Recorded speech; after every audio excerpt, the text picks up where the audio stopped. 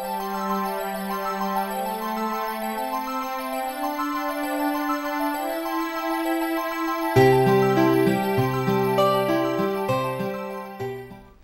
and welcome to Simply Students. My name is Sarah Ann Klein-Feinberg, and here we're going to talk about college preparation and getting ready to go. Here my panel is two students, Allie Heyman and Ryan Lido, and our school counselor, Mrs. Price. We're going to get started today in talking about applying for college. Allie, what are your thoughts? All right, so I think applying was probably the most stressful part because you really have to wait a long time, and they're kind of judging you and deciding your future for you, and it's kind of hard just waiting and getting all you want to say on your application. Yeah, I agree. Ryan, what do you think about leaving, going away to college?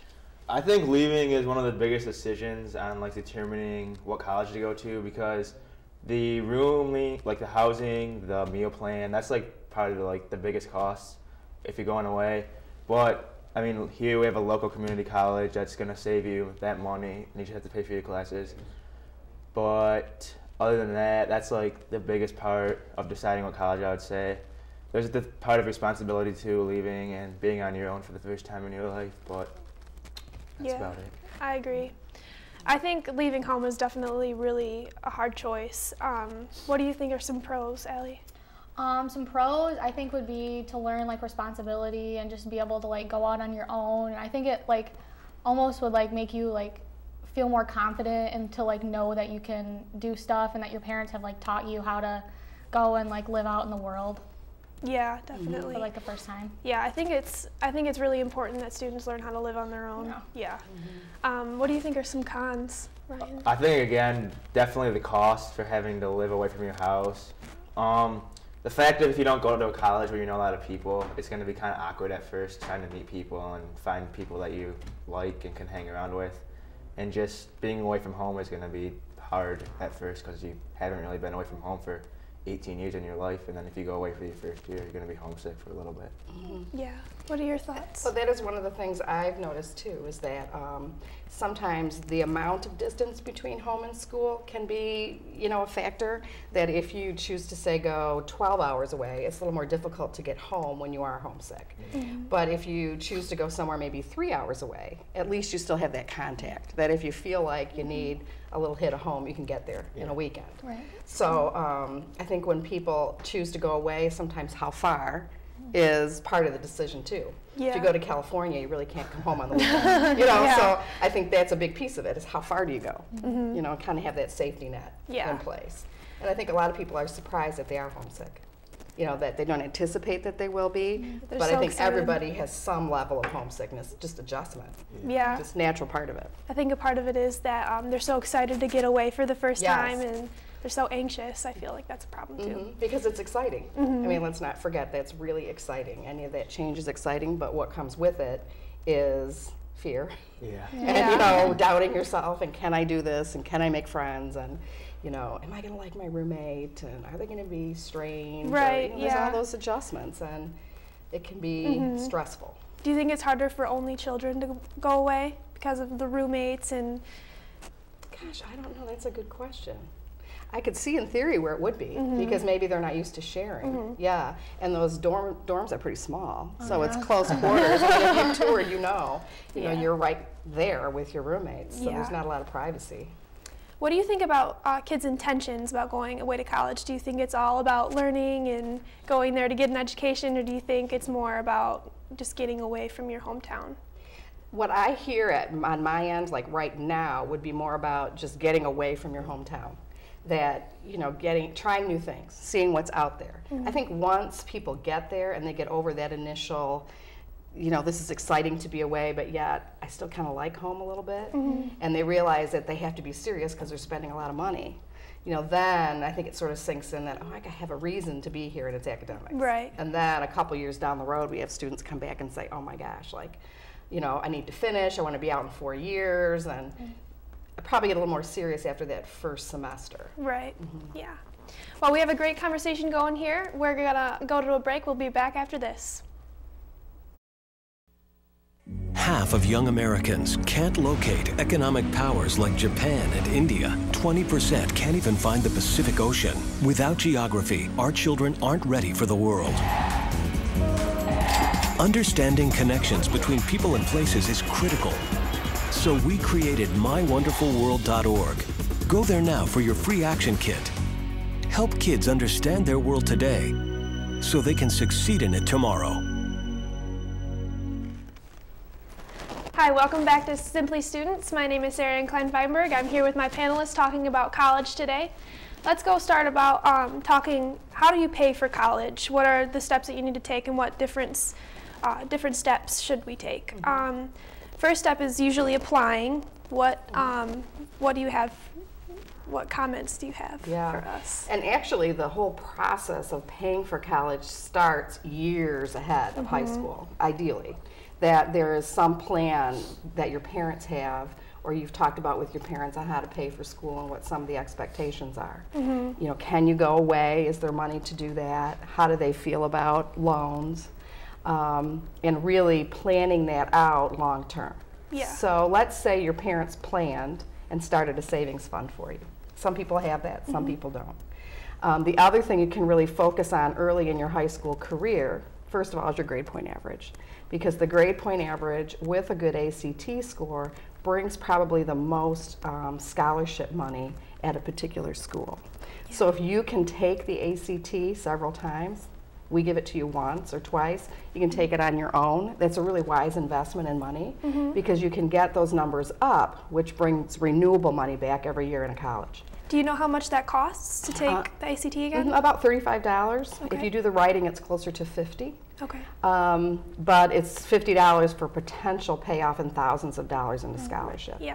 So we really encourage people to plan well before their senior year and to really work on the ACT and the grade point average. Yeah. And then in addition is really looking at what you do in the community. Because you can get money to go to school based on some leadership things maybe that you've done. You know, maybe you've started a running club, or you know, you started a cheerleading group at the elementary schools or something like that. And there are scholarships out there that don't concentrate as much on your ACT and your grade point, but more on what are the things you did that made you special in addition to your grades. Yeah, the extracurricular activities and stuff. Yes. Yeah, I know a lot of churches and stuff like that offer scholarships too, right? Absolutely. So the ones that are like from churches and businesses tend to be smaller than the ones you actually get from the school itself. Okay. So those are ones I think of as like the extras, maybe the ones that can help pay for your books. But really planning in early is ideal. And that is why we encourage people to apply to college in the fall. Because once you're accepted, you start to get things back from them to apply for particular scholarships at that school and compete for certain things. So planning is really key. Yeah. So yeah, I understand that the ACT is really important to the student's academic career. Ryan, have you ever taken, what was your experience with the ACT? Did you take it twice, or? I took it once at the school, like the mandatory time, and then I wanted to see if I could get a better score, and I went out and took it on a Saturday morning at another high school, and I got the same exact score, but the experience was worth it, and it doesn't look bad to take it again. I mean, I tried and didn't get better. But. Right. Did you feel more confident the second time you took it? I felt about the same. It was the morning after a football game, and I was really tired. So, I tried to get through it, but I mean, I felt like I knew what I was doing a lot more, and it seemed a lot more easy. Yeah. Allie, what was your experience? The first time I took the ACT at the school, I just took it once, and I was actually satisfied with my score, and the colleges that I was applying to actually offered some scholarships within that range of ACTs, so I didn't really find the need to take it again. I was planning on taking it again, but by the time I looked at all the scholarships and looked at my GPA, and I figured that that was a sufficient score, so I didn't end up taking it again. Well, that's nice. Yeah. Well, we have a great conversation here going. We'll be right back after this. In order to beat breast cancer, I knew I would have to lose my breasts. But to reclaim my life, I chose breast reconstruction.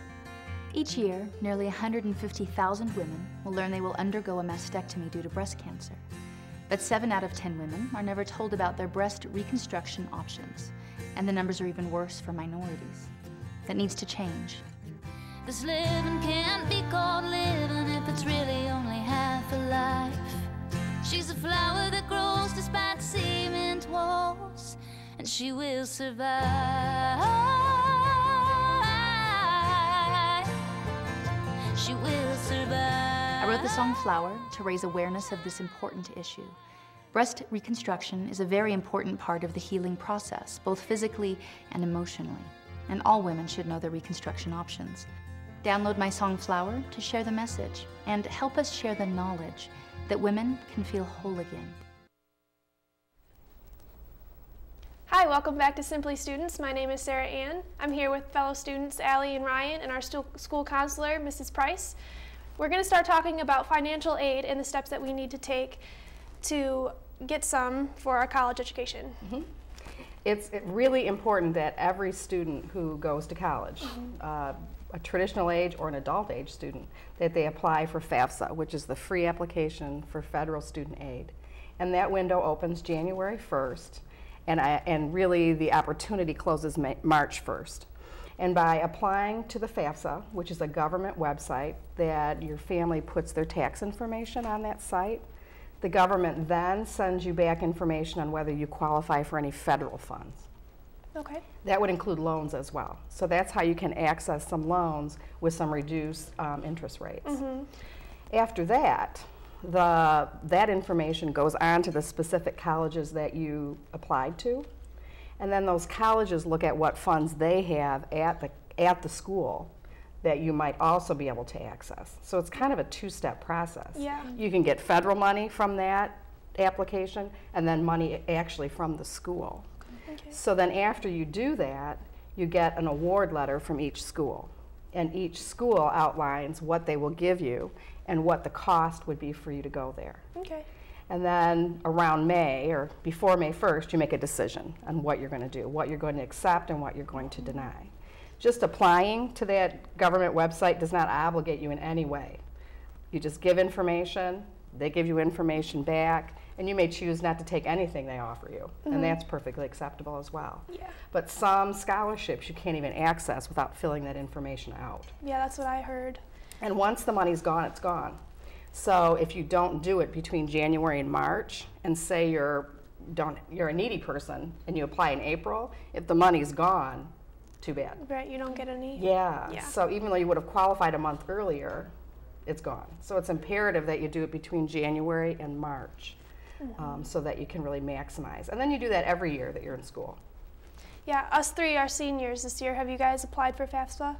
I haven't yet. I know that we did talk about it when we were applying for SE4 and all that stuff. I haven't yet, but I plan to, just to see. I mean, why not? Just to see even if you could get money for it. So.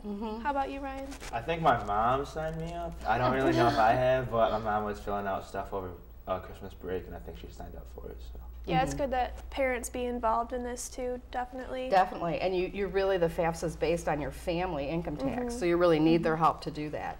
There's an event in February on SE4's campus, and you can bring your family's tax information to their computer lab on February 8th from noon to 2, and they will help you actually fill the FAFSA out. You sit there in a computer with a person who knows about it. They'll tell you how to answer the questions, because it can be a little intimidating being on a computer and should I really tell the government my financial information? Yeah. You know, that do you think that stops people from signing up for FAFSA? Absolutely. We have a really low rate of applications of FAFSA coming out of our county. Wow. And we're really trying to work on that because I think we feel that there's money there that our students are not accessing that they really could have, and a lot of it's free money that you never have to pay back. Yeah. So, you know, if it's there and it's sitting there, why not? Right. Yeah. Money that you don't have to pay back, that's scholarship, right? Scholarship and grant. Can you talk to us about that? Sure. Grants are awarded based on how much money your family makes. So it's something that you never pay back. It's a present. It's definitely a present. Scholarships is the kind of money that you would get based on your academics or some kind of special quality that you have. Maybe you've shown some leadership, or your family's involved in Rotary, or something along those lines. Those are things you don't have to pay back either. And the ones you really want to look for are things that are renewable, which means they give you $1,200 to go to school your freshman year, and if you do well, you can get it the following year. Not all of those scholarships are worded that way. A lot of times they're just a one-time award. But if you have one that says renewable, you definitely want to pursue that one more, because that'll give you money for 4 years to meet the criteria. That sounds good. Yeah, very good. Again, free money, right? The other thing is that loans, there's several places you can get loans.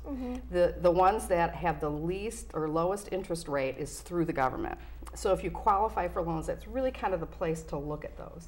You'll get all kinds of things in the mail when you're a senior that says, call this number and we'll give you a college loan, or call this number and we'll find you a loan. But basically what they say is fork over $500 and I'll find you a loan.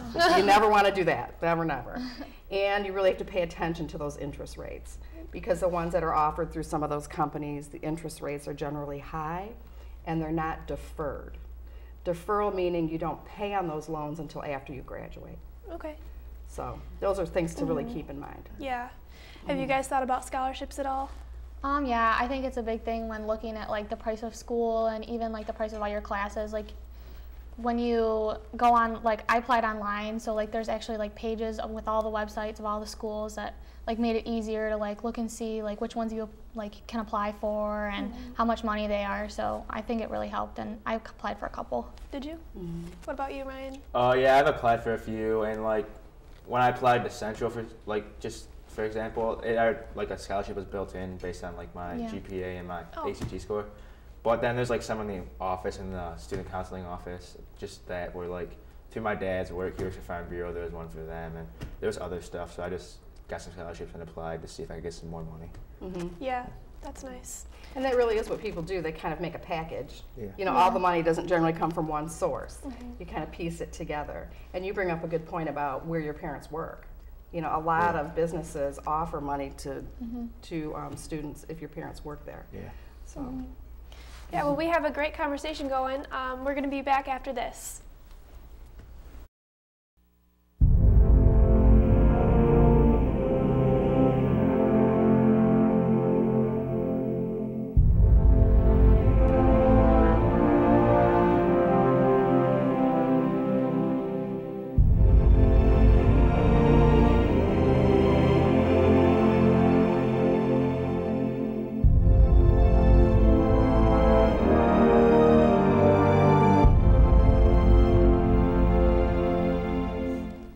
Welcome back to Simply Students. I'm Sarah Ann, talking with my panelists about college today.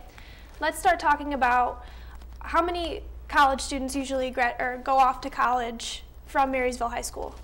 Marysville High School is one of the highest rates in the county for students that go off to post-secondary training. And when we say that, we mean anything from a vocational school to a community college to a 4-year school. So over 80% of our students go to some sort of training. Roughly a quarter from that, 80%, go away. The rest go to our local community college, pretty much. Okay. What about our military students that want to go away that way? Yes, we have usually a handful of students each year that join the military, although the military has become much more competitive than it has in the last 10 years. Yeah. Because of the economy, it's more difficult to join the service, believe it or not. So that's a very competitive area as well. Okay. Now we talked a little bit about family earlier, but how important do you think family is when it's coming to college? Not so much paying for college, but supporting you through college. Huge, huge. Just the idea that someone can tell you can do it. Because once you start, and you know, the academics are a little different, the way things are taught is different, and just I think the encouragement piece of you can do it and I know you're going to be fine can be immeasurable. Yeah. And the other part of there's tons of things people can do that aren't necessarily handing you cash. Like maybe they're putting gas in your car, or they're sending you a care package in the mail, or you know, they're making sure that your books get paid for so you don't have to work quite as much. Yeah. You know, I think there's lots of things that your family contributes. So Allie, what does college mean to your family? College is really important to my family. I have 3 older siblings, and one of them is in college right now. 2 have already graduated. So we've kind of got the hang of the whole applying and getting everything done for college, but with my sister being in college right now, I think it helps, and she'll actually be there for a semester with me, So I think it'll help having her there and like kind of just like, not really, kind of like almost like holding my hand for like the first semester and just knowing that I have like a piece of home with me there, I think will really help. Yeah, that's really nice. Yeah. Ryan, are you the first to go to college in your family? Yeah, well, I'm not the first, I'm the oldest, so I'm going to be the first child. Both my parents went to college and graduated from Northwood. But it's definitely it's an experience. It's kind of exciting, I guess. But we're going to have our bumps in the road. We're going to learn how it goes and just kind of go with it. And then it'll make a difference for my brother and sister when they go to college. But I'm kind of like the test dummy right now. Yeah. Well, we had a great time talking about college today. Thank you again for coming, talking to me today.